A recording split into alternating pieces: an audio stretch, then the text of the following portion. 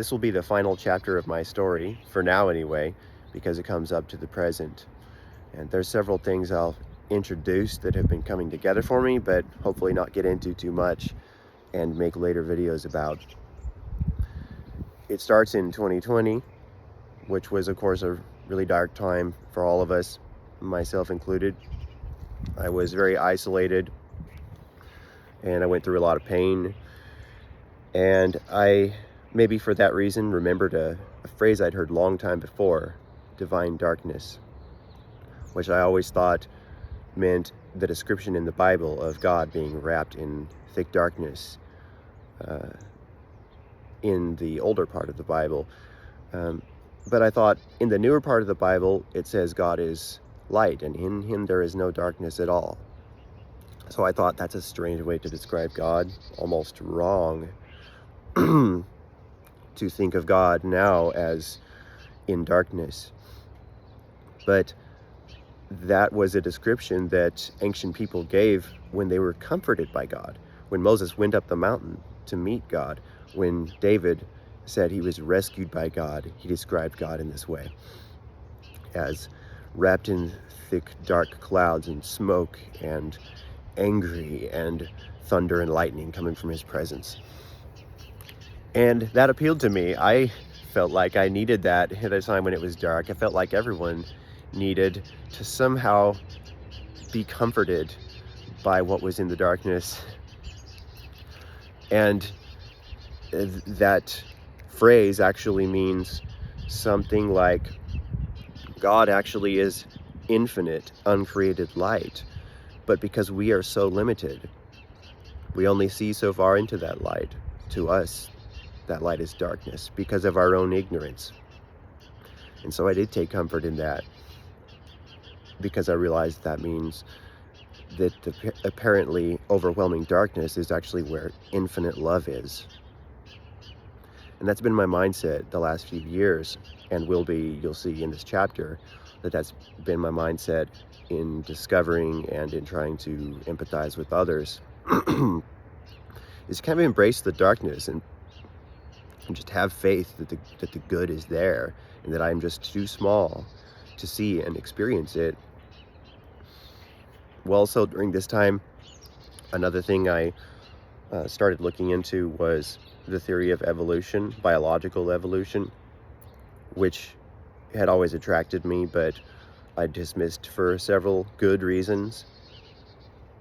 There are good reasons people question that, but I started learning about it, both the way it relates to theology and science, and it's pretty amazing to me. I'll just have to get to that in later videos. Another thing was learning about symbolic meaning, that actually all meaning is symbolic, not just religious, but that too. And that religious symbolism has actually developed from the intuitive meanings of things related to their function in everyday human life for the past thousands of years. And that was mind-blowing.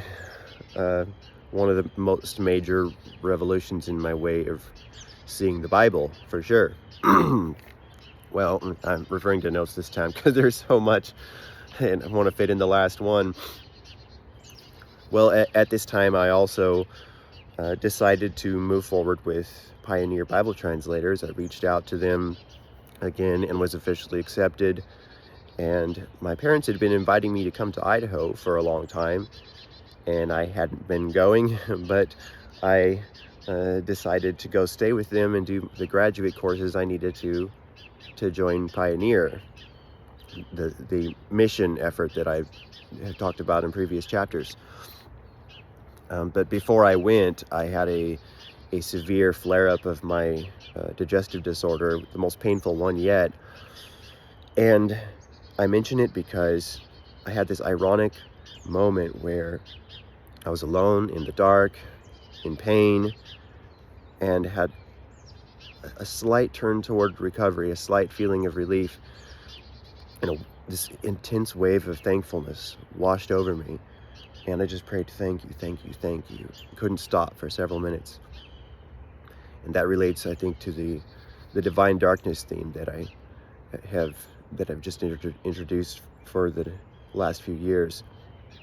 That somehow there's this mystery. Somehow in the darkness is where the greatest comfort and the greatest good can actually be hidden.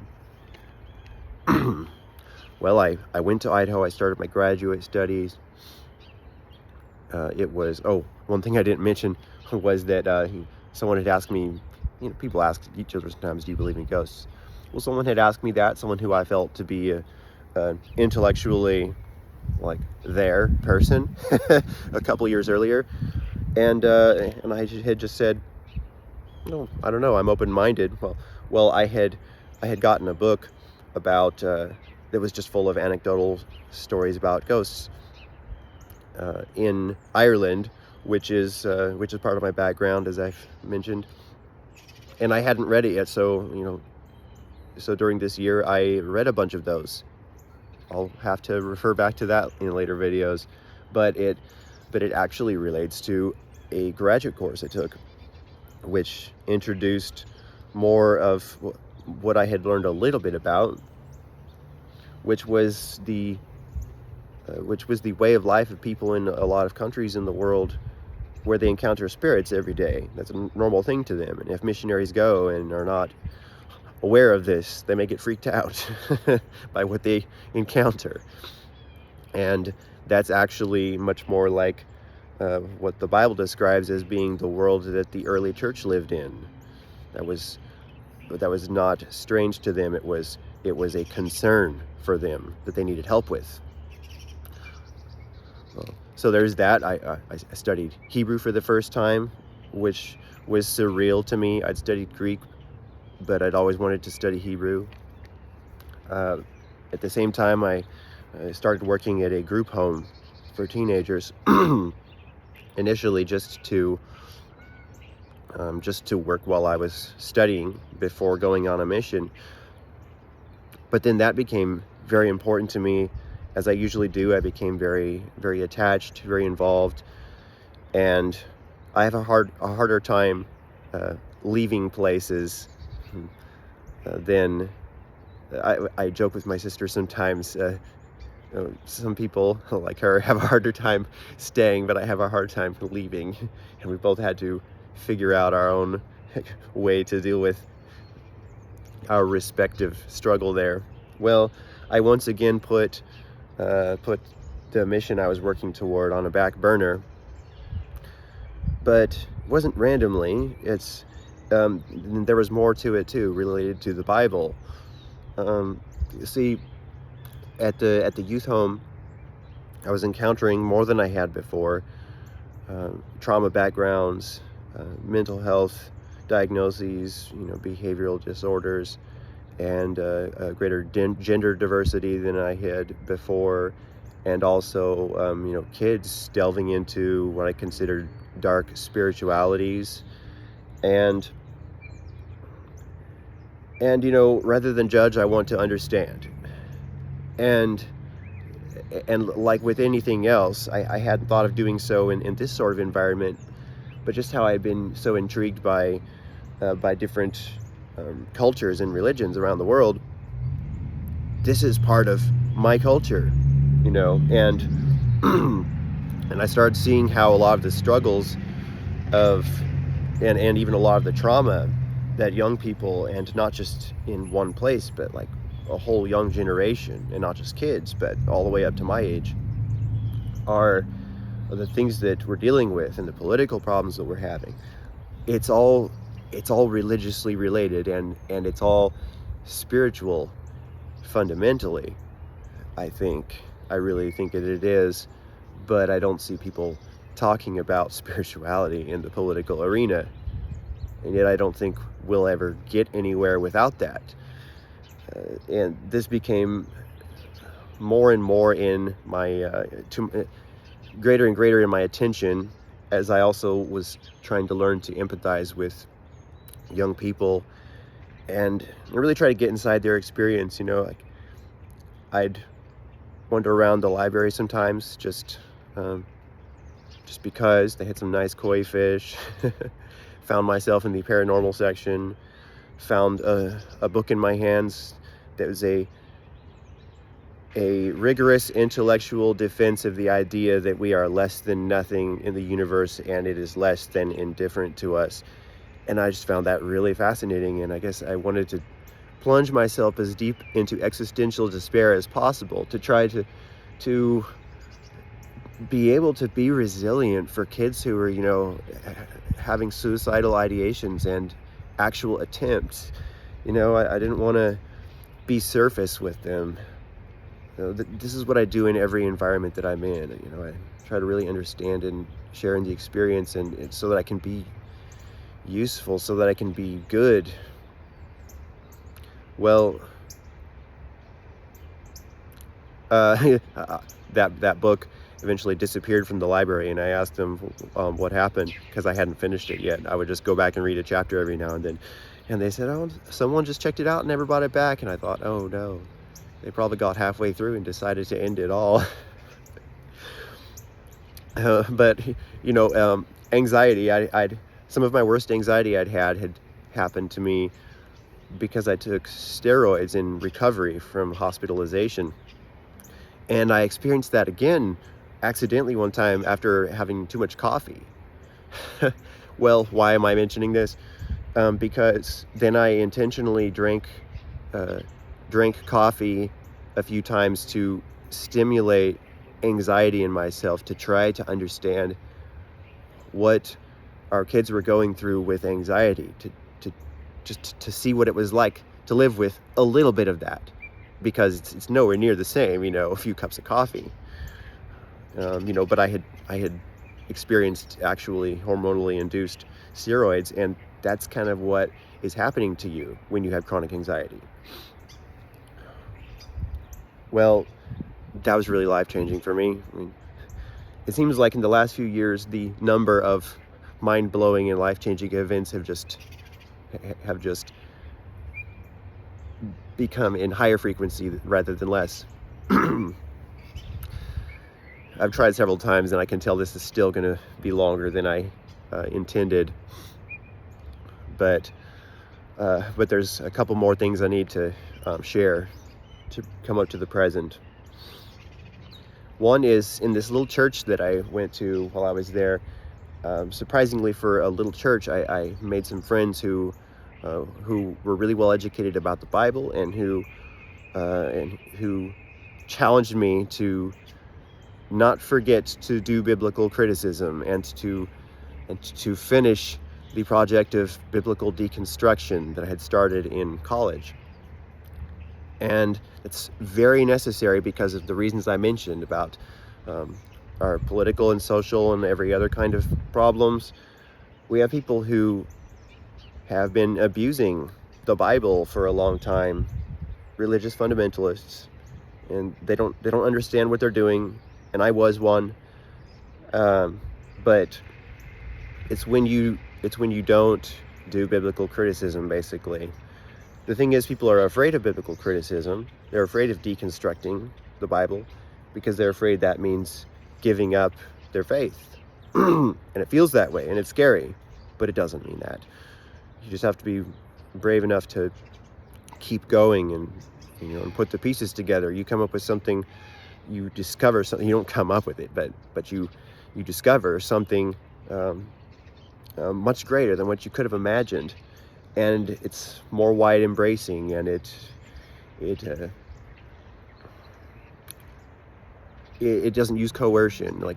So this is something that my friends in this little church really got into my head. Christians should not and never should have ever been using coercion of any type.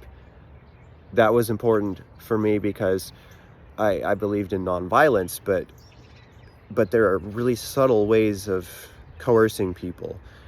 And so that clarifying language is important to me, and I now say non-coercion rather than just nonviolence.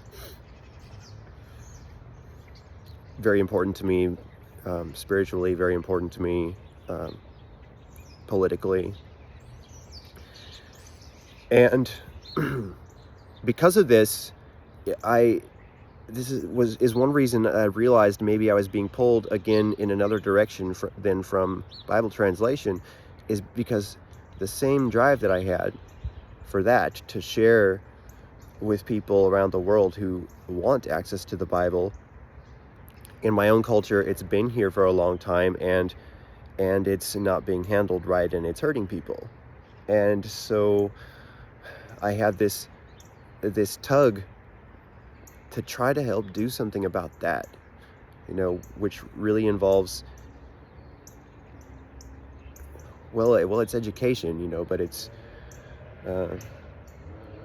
I'll have to get into it in later videos. Again, it's so much, and it's harder to talk about this final, most recent chapter, because it's where I'm at right now. But an important discovery of this time was actually something my dad shared with me, and this is something, it was a welcome place that our paths could cross, because our paths have crossed on our own spiritual journeys every now and then, but often clashed. And this was a big moment, a trip that we went on together. It was very welcome, which is that in the early church, it was actually a very widely accepted view, before the church became imperial, that everyone and everything would eventually be saved. And the more extreme versions of that were even that the devil would eventually be saved. But definitely that creation would all be saved. That was never questioned, but the main debate was over whether all people would be saved. And there was a very large segment of the church that's how they interpreted Scripture. And what I started discovering was that this was the people that, knew their Greek better, actually, understood the nuance of Scripture. Anyway, that's something to get into later as well, but that's one of the missing pieces for me that's really helped me understand, the church and the role of the church in the world. And I'll just mention a couple of others, which is discovering classical theism and divine simplicity. If that doesn't mean anything to you, it didn't to me about a year ago, but it really helped because, everyone's talking about consciousness and AI, and at the same time I'm learning more and more that could seem like a slippery slope, where you could explain away religion as just natural phenomena. But I wasn't afraid of that anymore, but I didn't really know how to articulate it to myself or anyone else. And it really helped to discover that ancient people, including early Christian theologians, knew that God is pure consciousness.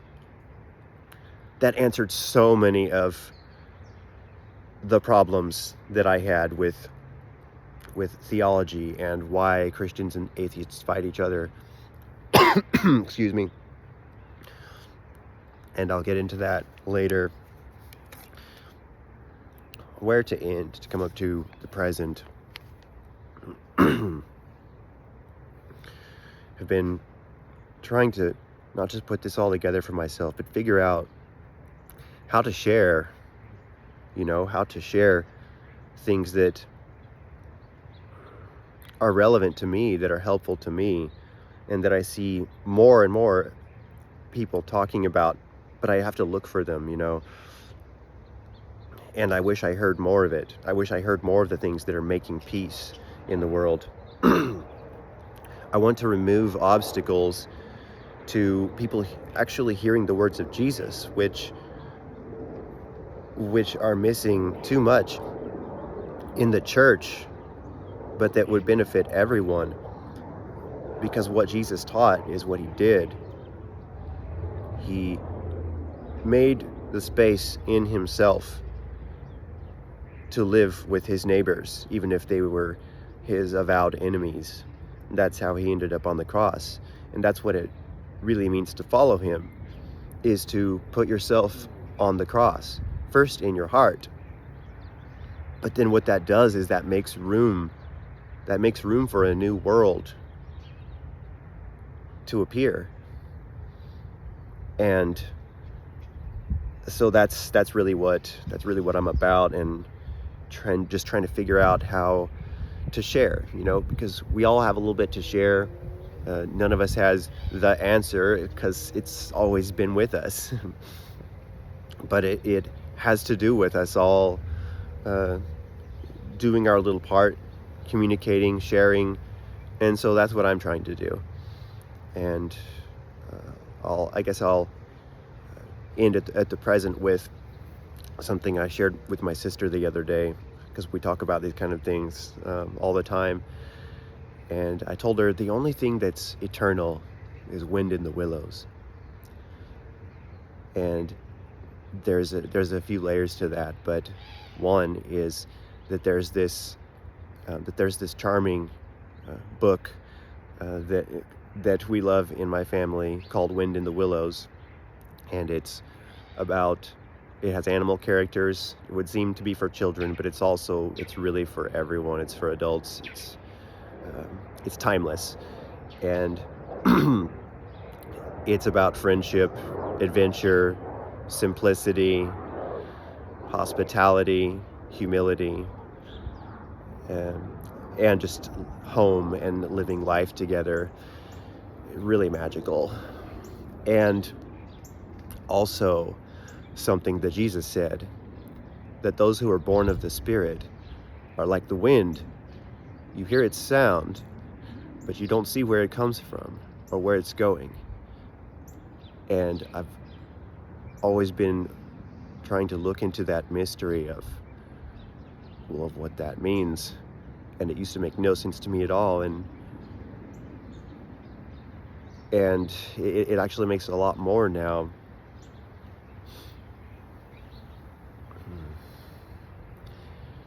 And it's also just that the simple things that are right in front of us are the most real things. And they're the things that don't go away. Things like love. I'll see you all later.